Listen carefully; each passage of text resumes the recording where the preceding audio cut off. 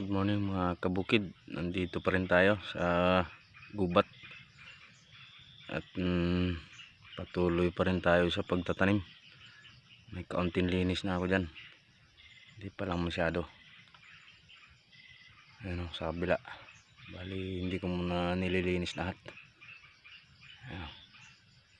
Doon sa may tuktok ng bundok na yun, may tuwid na kahoy na yun, doon may nataraok na doon ng isang araw. Bali bibitagan natin yan kasi hindi pa naman lalaban yan, bata pa yan mga kabukid.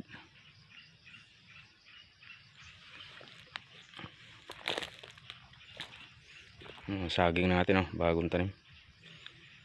Kapag may dahon na yan, makikita na natin ang yan, makikita na natin ang tunay na linis niyan. Sayang kasi yung lamig ng paligid. Kapag nilinis agad natin lahat, baka mainitan sila at hindi dumahon agad, hindi umugat. Kaya kailangan malamig muna yung paligid nila kasi may panahon din na mainit.